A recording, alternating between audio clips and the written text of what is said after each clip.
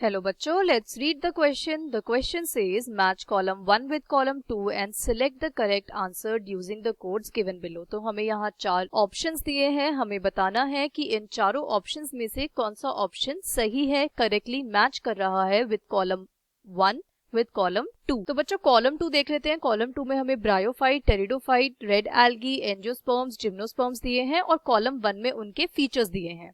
तो एक एक करके हम स्टडी करते हैं. सबसे पहले देखेंगे हम अपना की कॉन्सेप्ट. तो बच्चों की कॉन्सेप्ट के अंदर देखेंगे हम अपना पूरा क्लासिफिकेशन ऑफ प्लांट किंगडम, कैसे कैसे हमने प्लांट किंगडम को डिफरेंट डिविजन्स में डिवाइड किया हुआ है. तो बच्चों प्लांट किंगडम को हमने 5 डिवीजन दी हुई हैं. सबसे पहली आ जाएगी हमारे पास एल्गी.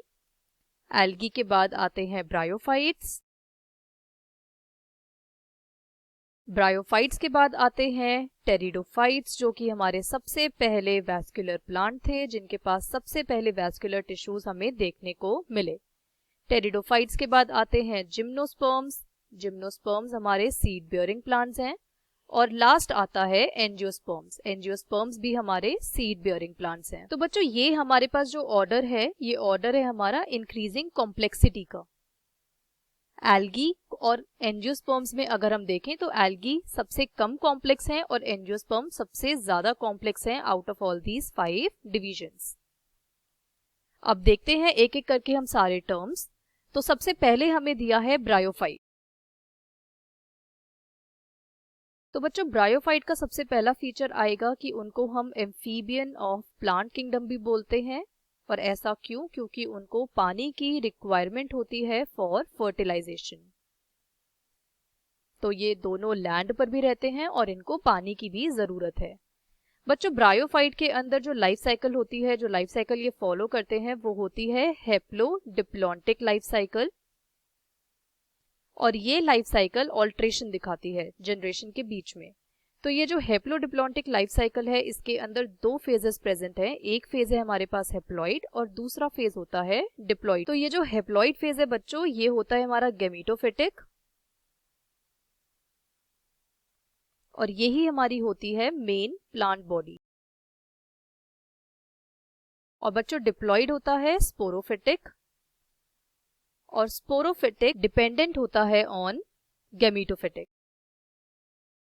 क्यों? डिपेंडेंट होता है फॉर न्यूट्रिशन. तो बच्चों ये एक बहुत बड़ा फीचर है, major feature for recognition of bryophytes. अब अगर हम अपना क्वेश्चन देखें और इसमें सारे पॉइंट्स देखें तो हमारा फर्स्ट ऑप्शन मैच करता है विद डी. तो हम लिखते हैं यहाँ पर 1 is matching with D option. That is कि ब्रायोफाइट के अंदर स्पोरोफाइट प्रेजेंट है, जो कि फ्री लिविंग नहीं है पर अटैच्ड है फोटोसिंथेटिक गैमेटोफाइट से और वहां से वो न्यूट्रिशन ले रहा है. अब सेकंड हमें दिया हुआ है बच्चों टेरिडोफाइट्स. तो टेरिडोफाइट्स के भी देखते हैं हम फीचर्स. तो बच्चों ये जो टेरिडोफाइट्स है हमारे पास, सबसे पहला और इंपॉर्टेंट फीचर आ जाएगा कि ये हमारे फर्स्ट वैस्कुलर प्लांट्स हैं. सबसे पहले वैस्कुलर प्लांट्स. और इनके अगर हम यूजेस की बात करें तो इनका यूज आता है एज सॉइल बाइंडर, मतलब ये सॉइल को बाइंड करके रखते हैं. इनकी ऑर्नामेंटल वैल्यू होती है, मतलब ये सजाने के काम आते हैं.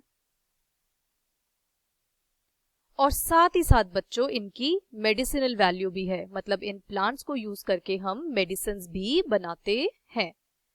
और अगर हम अपने क्वेश्चन पर वापस जाकर देखें तो टेरिडोफाइट्स का ऑप्शन 2 मैच कर रहा है हमारे ई के साथ. दैट इज कि इस ग्रुप के जो मेंबर्स हैं उनको हम मेडिसिनल पर्पसेस के लिए यूज कर रहे हैं, सॉइल बाइंडर्स की तरह यूज कर रहे हैं और ऑर्नामेंटल्स की तरह यूज कर रहे हैं. तो 2 का आंसर होगा ई.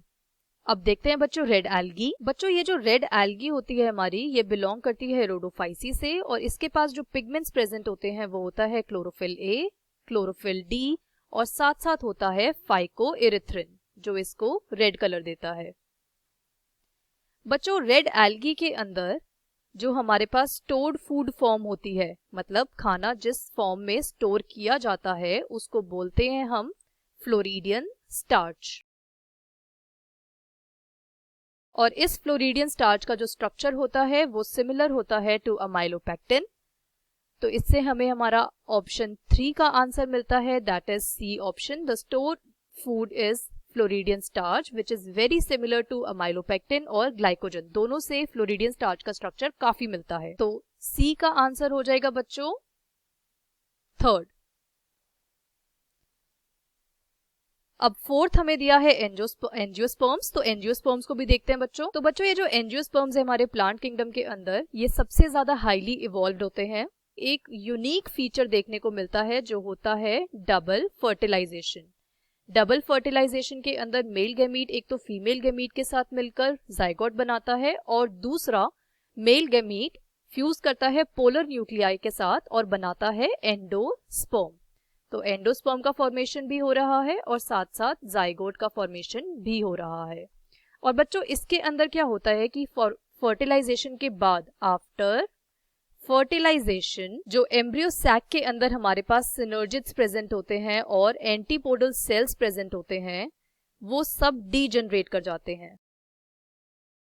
डीजनरेट मतलब कि वो अब किसी यूज के नहीं है, क्योंकि हमारे पास जाइगोट बन गया और साथ साथ एंडोस्पर्म भी बन गया।